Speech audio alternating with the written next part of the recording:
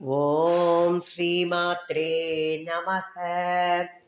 அபிராமி அந்தாதியோட 30வது பாடல் இன்று அனுபவிக்க இருக்கின்றோம்.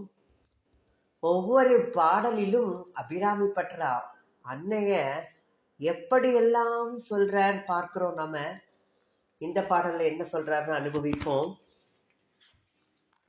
கரையேற்றுவள் உமையவள், என் உமையே அப்படின்னு சொல்றார். என் உமையவளேன்னு சொல்றார். என்ன ஒரு அழுத்தத்தோட என் உமையவளேன்னு சொல்றாருன்னு அவருக்கு எப்பேற்பட்ட அம்பாள் கிட்டக்க ஒரு இது பார்ப்போம் இதுல. ஏன்னா நான் எங்க இருந்தாலும், கடலிலே விழுந்தால் கூட என்னை காப்பாற்றுவது உன் கடமை, வாழ வைப்பது உன் கடன் அப்படின்னு என்ன சொல்றார். அன்றே தடுத்து என்னை ஆண்டு கொண்டாய், கொண்டதல்ல என் கை நன்றே, உனக்கு இனி நான் என் செய்யினும், நடுக்கடலுள் சென்றே விழினும், கரையேற்றுகை நின் திருவுள்ளமே, ஒன்றே பல உருவே அருவே என் உமையவளே. என்ன அழகா சொல்றார். அன்றே தடுத்து என்னை ஆண்டு கொண்டாய், கொண்டது அல்ல என் கை நன்றே உனக்கு, இனி நான் என் செய்யினும், நடுக்கடலுள் சென்றே வீழினும், கரையேற்றுகை நின் திருவுளமே, ஒன்றே பல உருவே அருவே என் உமையவளே அப்படின்னு சொல்ற. அன்றே தடுத்து என்னை ஆண்டு கொண்டாய் அப்படின்னு சொல்ற. போன பாடல்ல என்ன சொன்னார். புத்தியின் உள்ளே புறக்கும் புறத்தை அன்றே அப்படின்னு எல்லா உயிரினங்களுக்குள்ளேயும் புத்தியாக இருந்து அன்னை நம்மளை செயல்பட வைக்கிறான்னு சொன்னவர் இதுல என்ன சொல்றாருன்னா, அன்றே தடுத்து என்னை ஆண்டு கொண்டாயின. ஏன்னா அவளை உள்ளத்துக்குள்ள வைத்து அவளையே நினைந்து நினைந்து உருகும் அடியவர்களுக்கு அவர்கள் என்ன வினைகள்னால கஷ்டங்கள் பட்டாலும் அதிலேயே எல்லாம் அவள் காப்பாற்றி அம்பாள் காக்கிறாள், தடுத்தாட்கொள்றா அப்படின்னு சொல்றா. அவள் தானே காத்து ரட்சிக்க கூடியவள். அதனாலதான் தடுத்து ஆட்கொண்டாய் அப்படின்னு சொல்றாரு. அன்றே என்னை தடுத்து ஆண்டு கொண்டாய் அப்படின்னு சொல்றாரு. இது எப்படின்னா அழகா நிறைய இதுல இது சொல்லலாம். அர்ஜுனன் கண்ணன் டக்க போய் சரணாகதியான டோட்டல் சரண்டர் இல்லையா. கண்ணன் என்ன செய்தாலும் தனக்கு நல்லதே செய்வார்னு நினைச்சு கர்ணன் நாகாஸ்திரத்தை விட்ட போது கண்ணா காப்பாத்துன்னு அவர் காலடியில விழுந்தோன்னா பூமியில தேர்கால வலது காலால பூமியை அந்த தேரை பூமிக்குள்ள அழுத்தி கிரீடம் மட்டும் பறிச்சுட்டு போச்சு. அவர் அர்ஜுனனோட உயிரை காப்பாத்தினார் இல்லையா. அப்ப சரணாகதி எப்பேற்பட்ட பூரண சரணாகதி.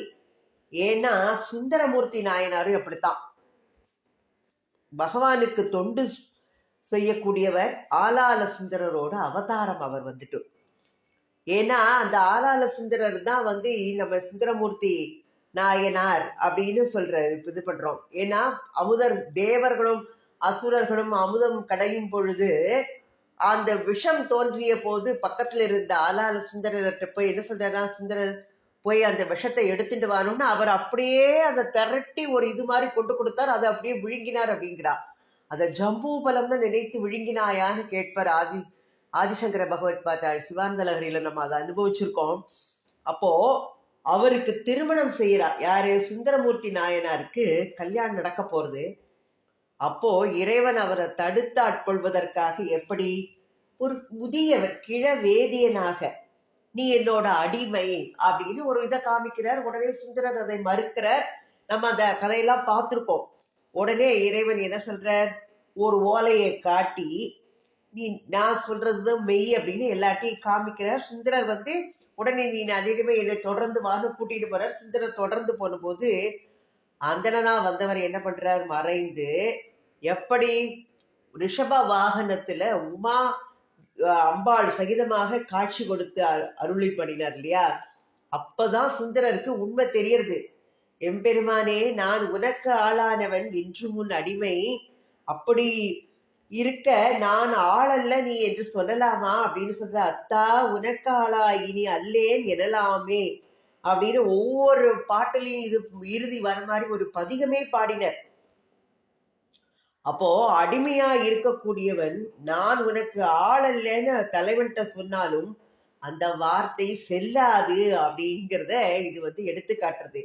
அப்போ இது என்ன செய்யறது, பகவான் கிட்டக்க நம்ம என்ன இதானாலும் அவர் நம்மை தடுத்து ஆட்கொள்ளக்கூடியவர் அப்படின்னு சொல்றார். அதனாலதான் சேக்கிழார் கூட சொல்லியிருப்பாரு இந்த இதுல பெரிய புராணத்துல சுந்தரர் வேண்டிப்பாராம், கைகள் அஞ்சலி கூப்பி கலங்கினான் செய்ய சேவடி நீங்கும் சிறுமையேன் மையன் மானுடமாய் வயங்கும் வழி ஐயனே தடுத்த ஆண்டு அருள் செய்யன அப்படி வேண்டிட்டாரா சுந்தரர். உடனே சிவபெருமான் வேதியர் வடிவுல சுந்தரரை அப்படி தடுத்து ஆட்கொண்டார் அந்த கல்யாண சமயத்துல அப்படின்னு சொல்லி எம்பெருமான் என்ன சொல்றாரு, அசரீரியா நான் உன்னை தடுத்தாட்கொண்டோம்னு சொல்றாரு. முன்பு நீ நமக்கு தொண்டன் முன்னிய வேட்கை கூற பின்பு நம் ஏவலாலே பிறந்தனை மண்ணின் மீது துன்புறு வாழ்க்கை நின்னை தொடர்ந்து நன்புல மறையோர் முன்னர் நாம் தடுத்து ஆட்கொண்டோம் அப்படின்னு சொல்றார். அதனால அம்பாள் இப்படித்தான் அபிராமி பட்டரும் என்ன சொல்றார், அமாவாசை அன்னைக்கு பௌர்ணமின்னு சொல்லிடுறார். அம்பாள் என்ன பண்ணினார், அந்த அமாவாசை அன்னைக்கு நிலவை காமிச்சு அவரை தடுத்து ஆட்கொண்டார். அன்றே தடுத்து ஆட்கொண்டவர். அமாவாசை அன்னைக்கு நிலவு வருமா, ஆனாலும் அபிராமி பட்டர் என்ன பண்றார் அப்படின்னு நினைச்சு பாக்குறார். அம்பாளோட பெருமையை பாடிண்டே இருக்கிறவர் தனக்கும் அம்பாளுக்கும் உள்ள தொடர்பு என்ன அப்படின்னு சொல்றார்.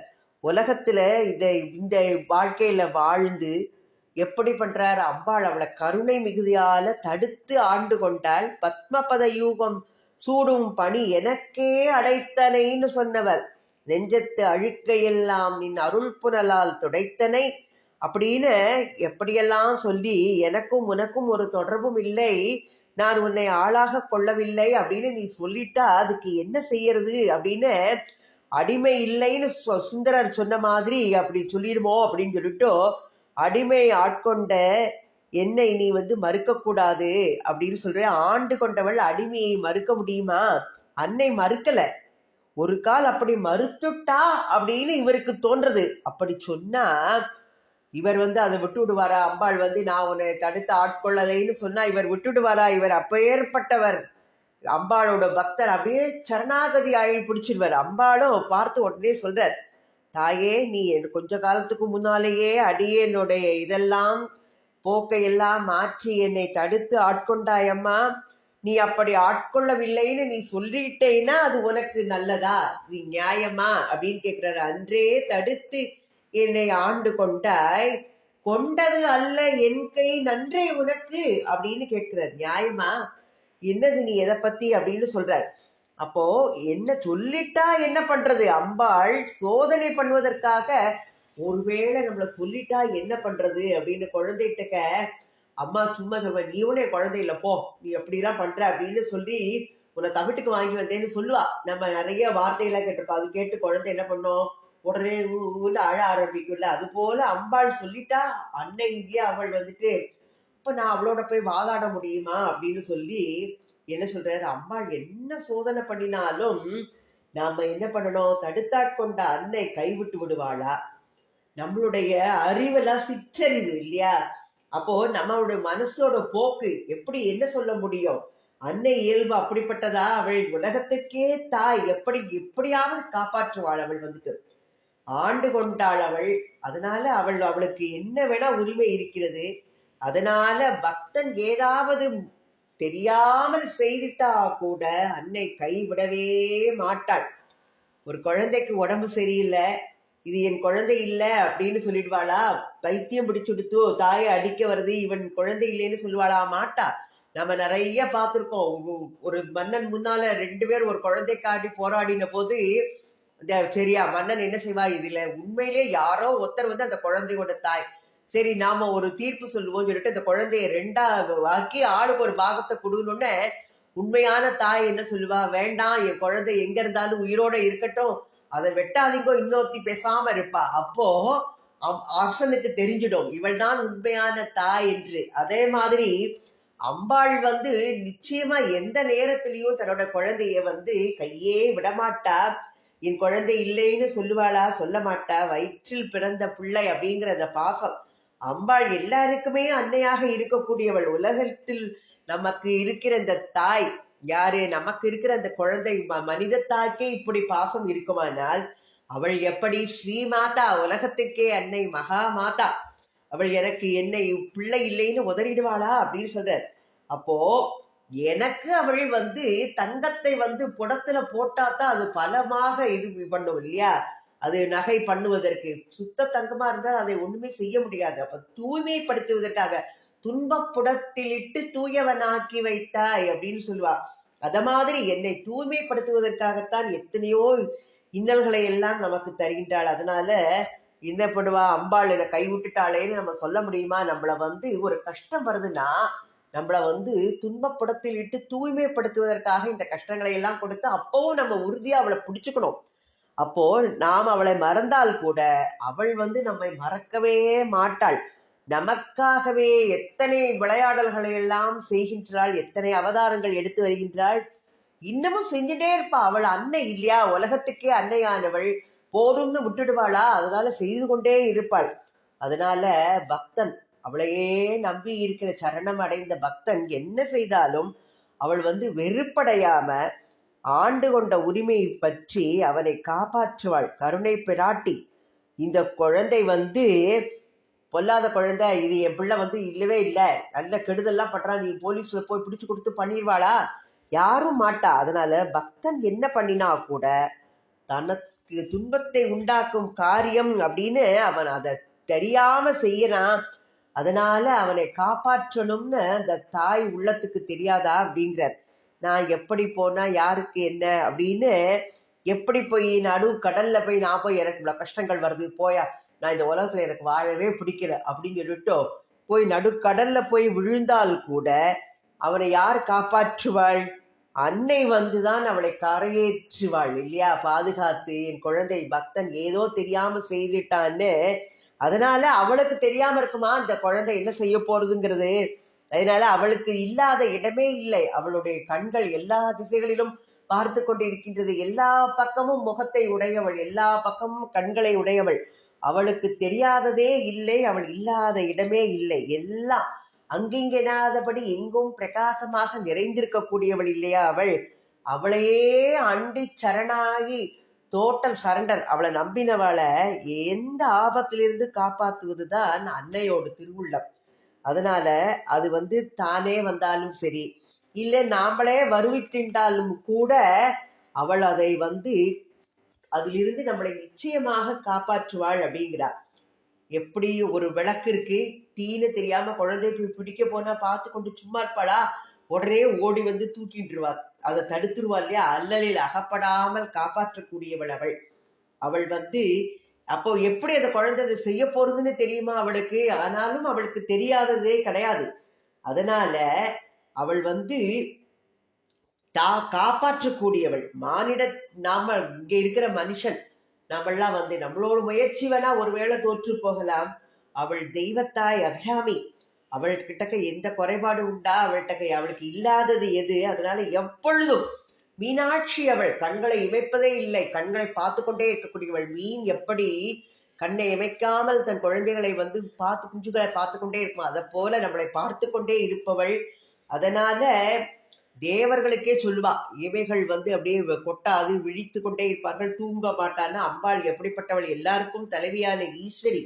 அவளுடைய கருணை திருவுள்ளம். அவள் இனி நான் என் செய்யினும் நடுக்கடலுள் சென்றே விழினும் கரையேற்றுகை நின் திருவுள்ளமே அப்படின்னு சொல்றார் அவர் அதனால அவள் காப்பாற்றாம இருக்கவே மாட்டா, கருணை கடலாக இருக்கக்கூடியவள்.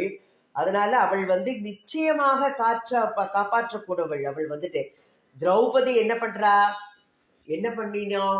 கண்ணனை முதல்ல அழைச்சிருக்கணும். அழைக்காம என்ன பண்ணினா? நம்ம ஒரு கையை பிடிச்சுட்டு கிருஷ்ணாங்கிறா, ஒவ்வொருத்தையா சபையில உள்ளவாள்லாம் காப்பாத்துக்கோங்கிறா. யாரும் ஒண்ணும் செய்யல. ஒரு கையால பிடிச்சுட்டு இன்னொரு கையால ஹே கிருஷ்ணா கோவிந்தாங்கிறா. அப்ப என்ன பண்றா? அவளுக்கு தன்னோட கையை வச்சு காத்துக்கலாங்கிற எண்ணம் இருக்கு. அதையும் விட்டுட்டு ரெண்டு கையும் தூக்கி ஹே கோவிந்தா தீனரட்சகா என்னை காப்பாற்றுன்னு சொன்னோன்னதான் ஹிருதய கமல வாசான கூட்டோன்னு அவன் தடுத்து ஆட்கொண்டார். ஏன்னா ஏற்கனவே கண்ணபிரான் ஒரு தடவை இதுல குளிக்கும் போது அவருடைய இது போயிடுறது தண்ணிக்குள்ள. அப்போ தன்னுடைய புடவையிலிருந்து கிழித்து ஒரு இதை எடுத்து கண்ணா அப்படின்னு வீசினாலாம். அந்த இதை கோபீனமா கட்டிட்டு வந்தோடனே அதை வச்சுட்டு எப்படி காப்பாத்துறாரு பாருங்க. அவர் வந்துட்டு புடவையை கொடுத்து அவளை மானபங்கம் அவமானப்பட விடாமல் காப்பாற்றுவது. எப்ப ஏற்பட்ட சக்ருதேவ பிரபன்னாய தவாஸ்மீதி யாச்சதே அபயம் சர்வபூதே பியோததா ஏதத் விரதம் மம அப்படின்னு வால்மீகி ராமாயணத்தை சொல்ற மாதிரி பரிபூர்ண சரணாகதி செய்த பக்தனுக்கு அனைத்தும் அவள்தான் இல்லையா. எதுனாலும் சரணாகதி அடைஞ்சாச்சுன்னா அவளை காப்பாற்றக்கூடியவள் அன்னை. அவள் வந்துட்டு நான் என்ன செய்தாலும் அப்படின்னு சொல்றாரு. ஏன்னா தெரிஞ்சு தவறு செய்தா யாருமே காப்பாற்ற மாட்டா. அதனாலதான் இவர் என்ன சொல்றார், செய்யணும் அப்படிங்கிறார். நான் செய்ய மாட்டேன், அப்படியும் மீறி நான் செய்துட்டாலும் இதுல சொல்ற மாதிரி அபிராமேவி பதிகத்துல சொல்ற பார்த்தோம்.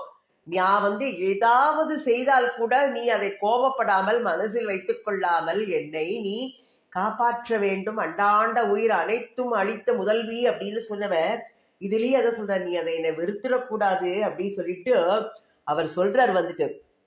அதனால அவள் வந்து நடுக்கடலுள் சென்றே வீழினும் நானா விழுந்து மூழ்கினாலும் அப்படின்னு சொல்றது. ஏன்னா நமக்கு மாபெரும் கடல், நாம வந்து சம்சார சாகரத்துல சுழண்டு இருப்போம். இதே ஒரு கடல் சம்சார சாகரம்னு. ஏன்னா அருணகிரிநாத சுவாமிகள் என்ன சொல்லியிருப்பார், நிலையாத சமுத்திரமான சம்சார துரைக்கனின் மூழ்கி நிசமானது என பல பேசி அதனூடே நெடுநாளும் உழைப்புலதாகி அப்படின்னு சொல்றார். எல்லாம் அப்படியே நம்ம இந்த சம்சார கடல்ல மூழ்கிண்டு நாம இருக்கோமே, அதைத்தான் சொல்ற, நடுக்கடலில் சென்றே விழினும் அப்படிங்கிற. அதனால பிறவி பெருங்கடல் இது வந்துட்டு இதை நீந்தினால்தான் உன்னை ஒரு கரை சேர முடியும், நீதான் காப்பாற்றக்கூடிய தோணி அப்படின்னு சொல்றாரு. ஏன்னா ஆண்டவன் அப்பேற்பட்டவர். அவர் வந்துட்டு சரணடைந்த அடியவரை அவர் காக்க தவறவே மாட்டார். ஏன்னா அவருடைய செயலுக்கு அது இழுக்காக வந்துடும். அதனால ஏன்னா இதுல வந்து இது நிறைய இதுல பார்த்திருக்கலாம். ராமர் வந்து வாலி கொல்லும் போது நீ இப்படி என்ன இது பண்ணிட்டே அப்படின்னு கேட்கும் போது ஒவ்வொருத்தர் ஒவ்வொரு விதமா இதுக்கு நிறைய சொல்லுவா. அப்ப ராமர் சொல்லுவாரா, நீ ராவணனும் ரொம்ப நட்பா இருக்கக்கூடியவா, நீ வந்து நான் உன்னை கொல்லலைன்னா நீ என்ன சரணாகதி ஆயிட்டேன்னா நான் உனக்கு அபயம் கொடுத்துட்டேன்னா நீ ராவணன் போருக்கு நான் அவனை போகும்போது நீ போய் அவனுக்கு நட்பா உதவி செய்தேனால் அந்த சமயத்துல என்னால இது பண்ண முடியாது. ஏன்னா அவனுக்கு இன்னும் ஒண்ணு வேற இதெல்லாம் செய்ததுனால அவர் அங்க இருந்தால் கூட அவன் கண்ணுக்கு தெரியாமல் மரத்தின் பின்னே மறைந்திருப்பது போல் எல்லாமே வால்மீகி ராமாயணத்துல அவர் வந்து ராமர் மறைந்து நின்று கொன்றார்னே சொல்ல மாட்டான். மரத்தின் பின்னே அவர் கண்ணுக்கு அவன் வந்து அவன் தப்பு செய்ததுனால அவர் இருப்பது தெரியவில்லை. நமக்கு பகவான் எங்கும் நிறைந்திருக்கிறார், எங்க இருக்கார் நம்ம கண்ணுக்கு தெரியறாரா, இங்க இருக்காரா அங்க இருக்காரானா எல்லா இடத்துலயும் இருக்கார். ஏன்னா நம்ம வந்து அறியாமைங்கிற அஜ்ஞானத்தினால மூடி இருக்கிறதுனால நமக்கு கண்ணுக்கு தெரிய மாட்டேங்கிறார். அதனால பகவான் எல்லா இடத்துலயும் இல்லைன்னு சொல்ல முடியுமா, அத மாதிரி அப்படிங்கிற மாதிரி சொல்றார். அப்போ சரணமடைந்தவர்களை காத்தே ஆக வேண்டும் அப்படிங்கிறதுனாலதான் அம்பாள் என்ன பண்றா, தவறிழுத்த அடியவர்களை கூட அம்பாள் காப்பாற்றுவாள் அப்படின்னு சொல்லலாம். ஏன்னா இது நம்ம ஒட்டக்கூத்தனும் கம்பன் பாடத்துல சொல்லலாம். குலோத்துங்க சோழ சபையில கம்பர் ஒட்டக்கூத்தனும் புலவர்களா இருப்பா. ஒட்டக்கூத்தருக்கு கம்பனை பிடிக்காது. அதனால என்ன பண்ணுவார், கம்பனை எப்படியாவது மாட்டி விடணுங்கிறத காட்டி ராமாயணம் எழுத சொல்லுவோம் அப்படிங்கிறார். இவரு எழுத ஆரம்பிக்கிறார், கம்பனையும் எழுத சொல்றார் ராஜா. ஆனா அவர் ஒண்ணு கூட எழுதியிருக்க மாட்டார். அப்போ ஒட்டக்கூத்தர் வந்து நான் இவ்வளவு தூரம் எழுதிட்டேன் அப்படின்னோடனே நீங்க கம்பன்ட்ட எவ்வளவு எழுதியிருக்கான்னு கேளுப்போம் அப்படிம்பார். கம்பன் ஒரு வார்த்தை கூட எழுதியிருக்க மாட்டார். ஆனாலும் கூட நீங்க எது வரைக்கும் எழுதியிருக்கீங்களோ அதை விட நான் ஒரு பாட்டு கூட எழுதியிருக்கேன்னு சொல்லிடுவார். அப்ப எங்க பாடுங்க அப்படின்னோடனே இவர் வந்து என்ன சொல்லுவார், நாம வந்து அனுமான் வந்து சீதையை தேடி சமுத்திரக்கரைக்கு வரைக்கும் வந்திருக்கா அப்படின்னு சொன்னோடனே இவர் என்ன பாடிடுவாராம், குமுதம் இட்ட புலவரை கூத்தரில் திமிதம் இட்டு திரியும் திரைகடல் துமிதம் ஊர் புக வானவர் துள்ளினார் அமுதம் எனும் எழும் எனும் ஆசை உயால் அப்படின்னு சொல்லுவார். அப்போ ஒட்டக்கூத்தருக்கு துமிங்கிறது ஒரு வார்த்தையே கிடையாதுன்னு கம்பர் சொல்லுவார், துமினா துளி அப்படிம்பார். அப்படியா, இதை எப்படி நிரூபிச்சு காட்டும் அப்படின்பா. அப்ப அடுத்த நாளைக்கு ஒட்டக்கூத்தரும் ராஜாவும் நடந்து போயிட்டு இருக்கும் போது ஒரு பாட்டி வந்து ஒரு பேத்திகிட்ட சொல்வாளாம், போ தள்ளி போய் இரு, நான் தயிர் கடைஞ்சிட்டு இருக்கேன், உன் மேல ஒரு துமி பற்ற போறது அப்படின்னு சொன்னோடனே துமினா என்னதுன்னு கேட்டோம்னா துளின்னு சொன்னாலாம் அந்த கிழவி வந்துட்டோம். அப்படியானோடனே ஒட்டக்கூத்தருக்கு ஒரு மாதிரி ஆயிடுறது, அது துமிங்கிற வார்த்தையே இல்லையே சொன்னோமேன்ட்டோம். அம்பாள் யாரு? கம்பன் வந்து சரஸ்வதியோட இது. அந்த சரஸ்வதி தேவியே இந்த கிழவி வடிவத்துல வந்து கலைவாணியாக தயிர் கடையும் பெண்ணாக வந்து கம்பனை காப்பாற்றினாள் அப்படின்னு ஒரு வரலாறு சொல்லுவா. அப்போ பக்தர்களை அவள் எந்த அளவுக்கு காப்பாற்றறா அப்படின்னு சொல்லிட்டுலாம் சொல்றா. அப்போ நம்பி பிழை செய்யவர்களை நம்ம வந்து காப்பாற்றுவாள் அன்னை, தெரிந்தே செய்யணும்னு சொன்னார். அதனாலதான் அம்பாளை பத்தி திருவுளம் கொண்டவள், அவள் வந்துட்டு காப்பாற்றக்கூடியவள் அப்படின்னு சொல்றார். சொல்லி என்ன சொல்றாருன்னா, நமக்கு எந்த தீங்கும் நம்ம அவளை சரணாகதி ஆயாச்சுன்னா வராது. அவள் பார்க்கும் இடம் எங்கும் ஒரு நீக்கமர நிறைந்திருக்கக்கூடிய பரிபூர்ணமாக இருக்கக்கூடியவள் ஒன்றே அப்படிங்கிறார். ஒன்றே அப்படின்னு சொல்லி முடிச்சுட்டார். அவள் ஒன்றுதான், அவளேதான் அப்படிங்கிற ஏகாக்கினி அப்படின்னு லலிதா சஹஸ்ரநாமத்தில் சொல்ற மாதிரி ஏகம் அப்படிங்கிற யாவையுமாம் ஏகம்னு மாணிக்க வாசகர் திருக்கோவையார்ல சொல்லுவார். அப்ப பராசக்தி ஒருத்தியாக இருக்கக்கூடியவள். ஏன்னா கருணை உள்ளம் கொண்டவள் நீ ஒருத்திதான் அப்படின்னு சொல்லலாம். கருணை உள்ளம் கொண்ட நீ மற்றவரை காட்டிலும் ஒப்பற்றவள்னு ஒன்றேன்னு சொல்லியிருக்கலாம். சிவம் சக்தி வேறு இல்லை, ஒன்றினுள் ஒன்றாக இருப்பவள்ங்கிறதால ஒன்றேன்னு எடுத்துக்கலாம். பரபிரம்மம் ஒன்றுதான், பிரம்மமொக்கட்டே பர பிரம்மமொக்கட்டே. அது மாதிரி பரபிரம்மம் ஒன்று, இரண்டல்ல அப்படின்னு அந்த ஒன்றேயான பரபிரமும் நீதான்னு சொல்லியிருக்கலாம். எப்படி வந்து உன்னையன்றி வேறொருவர் இல்லை, என்னை காக்க உன்னையன்றி யாரும் இல்லைன்னு சொல்ற மாதிரி நீ ஒருவள் தான் என்னை காக்கக்கூடியவள்னு ஒன்றே அப்படின்னு சொல்றாரு. ஏன்னா ஒன்றுங்கிறது உயர்ந்த இது. இதுல காரைக்கால் அம்மையார் கூட அந்தாதி பாடல்ல சொல்வார், ஒன்றே நினைத்திருந்தேன், ஒன்றே துணிந்து ஒழிந்தேன், ஒன்றே என் உள்ளத்துள் அடைத்தேன் அப்படின்னு சொல்வார். அதே மாதிரி ஒன்றாக இருக்கக்கூடியவள் அம்பாள். இரண்டாவது பொருள், ஒன்றுமின்றி எல்லாமாக இருப்பவள் ஏகாக்கினியாக. அவள் ஒருத்தி தான். ஆனாலும் கூட வெவ்வேறு இடங்கள்ல வெவ்வேறு உருவம் நாமமும் கொண்டு இருக்கக்கூடியவள் இல்லையா? வெவ்வேறு எப்படி யாருனாலும் எந்த உருவத்துல வேணா அவளை வழிபடலாம். அவளுடைய வடிவங்கள் பகுரூபா இல்லையா? பிரபஞ்சமெல்லாம் அவளுடைய திரு உருவாக நிறைந்திருக்கக்கூடியது. அதனால எந்த பார்க்கும் பொருள் எல்லாம் அவளே நிறைந்திருக்கின்றாள் அப்படின்னு சொல்ற. அதைத்தான் பகவான் கீதையில கண்ணபிரான் சொல்லியிருப்பார், நீ எல்லா பொருளையும் என்ன பார்த்தேன்னா நான் தான் உனக்கு காட்சி தருவேன், வேற எதுவுமே உனக்கு தோன்றாது அப்படின்ட்டு. அப்போ அவள் வந்து அருவாக இருந்தாலும் வெவ்வேறு செயல்களை எல்லாம் மேற்கொண்டு செய்யும் பொழுது வெவ்வேறு வடிவங்களை எடுத்துக்கொள்கின்றாள் அப்படின்னு சொல்லி தேவி புராணத்துல சொல்ற மாதிரி வெகுரூபி சுக நித்திய கல்யாணி வெகுவித்த சொரூபி திருப்புகழ்ல சொல்ற மாதிரி பல உருவேங்கிறார். அம்பாள் ஒன்றாக இருந்தாலும் பல உருவங்கள் எடுத்துக்கூடியவள் இல்லையா? அதனால பல உருவே அப்படின்னு சொன்னார். தங்கம் ஒன்று பல அணிகளாக ஆவது போல், பஞ்சு ஒன்று பல ஆடைகள் ஆவது போல, மண் ஒன்று பல பாண்டங்கள் ஆவது போல, பரபிரம்மமான நீ ஒன்று பல தெய்வ உருவாக காட்சி அளிக்கிறாய் அப்படின்னு ஒன்றே பல உருவே அப்படின்னு சொல்றாரு. ஒன்று இருந்தால்தான் யோகம், பலவாக ஆனால் போகம். அதனால தான் அம்பாள் பகுரூபா விவிதாகாரா அப்படின்லாம் சொல்றா. அவள் பலவிதமான ரூபங்கள் எடுக்கக்கூடியவள்.